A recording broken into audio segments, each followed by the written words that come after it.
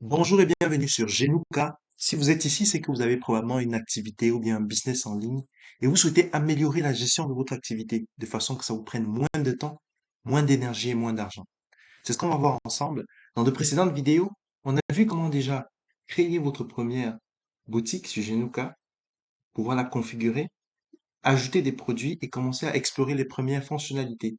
Aujourd'hui, ce qu'on va voir ensemble, c'est comment créer votre première commande. Mais pour ça, commençons par comment rajouter des clients. Vous avez besoin de clients qui vont donc vous rapporter vos premières commandes. C'est ce qu'on va faire. Aujourd'hui, on a un nouveau client qu'on doit rentrer dans la base de données. Donc, vous renseignez son nom, son prénom. Vous renseignez également l'email. Ça pourra vous servir si vous voulez faire des campagnes de relance par email. Par exemple, vous n'avez pas le temps d'envoyer des emails ou bien des contacter vos clients un à un. Vous pouvez faire des campagnes générales. C'est une fonctionnalité qui viendra un peu plus tard sur Genuka. Vous faites enregistrer lorsque vous avez toutes les informations de base. L'information du genre, est-ce que c'est un homme ou une femme, ça peut aussi être précieux. Par exemple, il y a certains produits ou nouveaux services spécifiques que vous pouvez dédier à des hommes ou à des femmes. Donc, en ayant l'information du genre de la personne, ça peut être important.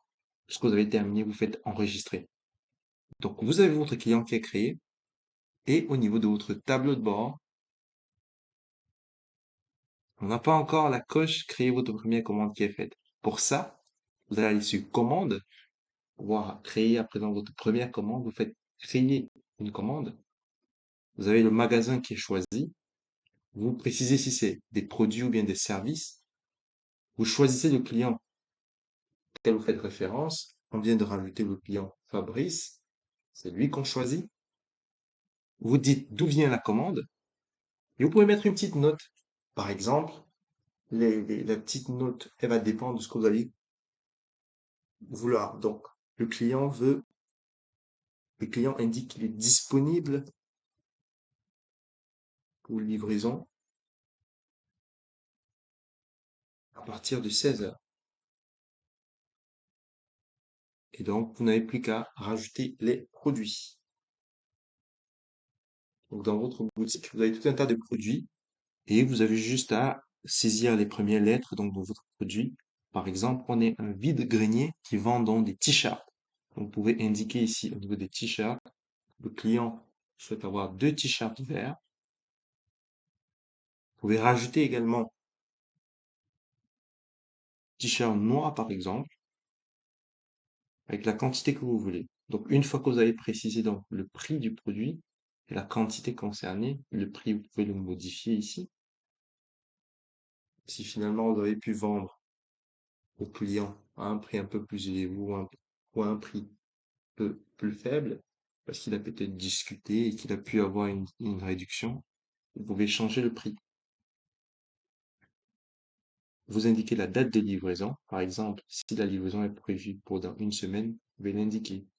Le client a dit qu'il veut la livraison à partir de 16 heures. Vous pouvez mettre donc comme date 17 heures. Et la commande, elle est passée aujourd'hui. Donc, je peux laisser la date qui est indiquée là. Ensuite, on aura besoin de renseigner la méthode de paiement. Le client a souhaité un paiement en espèces à la livraison. Donc, vous pouvez mettre espèces. Ensuite, au niveau de la livraison, vous voyez qu'on n'est pas en retrait en magasin puisque le client a souhaité être livré sur place. Vous avez juste à renseigner l'adresse. Le client a une petite boutique à la poste centrale et il a souhaité que ce soit là où on le livre. Vous renseignez juste la ville ainsi que le pays. Et à la fin, si vous facturez la livraison, par exemple 1500 francs, vous renseignez tout le nécessaire. Et lorsque tout est bon, vous faites créer la commande. Vous voyez que votre commande a été créée. Et ce qui va être intéressant, c'est que sur votre tableau de bord, au niveau de vos statistiques, donc par client, si vous cliquez sur Fabricien tout, directement vous avez en fonction de la date, du jour, du mois, le chiffre d'affaires qui a été réalisé. Vous avez quelques informations sur l'adresse de votre client et en face toutes les commandes qu'il a pu faire avec le suivi de ces commandes. Vous avez la possibilité de cliquer sur ces commandes et venir ici modifier le statut. Donc, vous pouvez ajouter un paiement en indiquant que la commande a été payée. Par exemple, le client doit payer en tout 12 250 francs. Je peux faire ajouter un paiement et je dis, voilà, en tout, sur les 12 250, je peux renseigner une petite partie. Mais si le client m'a payé en entièreté, je fais enregistrer.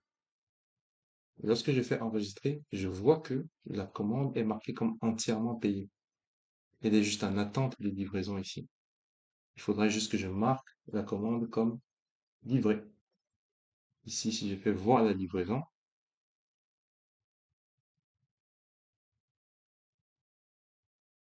je peux faire m'assigner la livraison. Oui, puisque c'est moi le gérant de la boutique. La livraison est désormais prise en charge.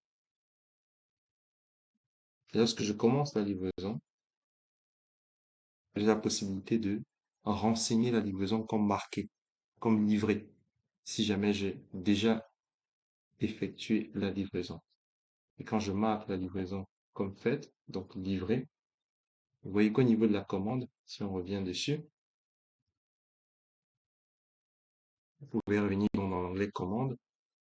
Et désormais, votre commande est entièrement payée et elle est livrée. Donc, à chaque fois que vous allez renseigner des paiements, on va faire évoluer le statut de paiement. Et à chaque fois que vous allez renseigner si vous avez pris en charge ou pas la livraison, le statut de livraison va également avancer. Et à la fin, vous avez une commande qui est entièrement payée et entièrement livrée. C'est tout pour cette vidéo. On se retrouve très prochainement pour une prochaine.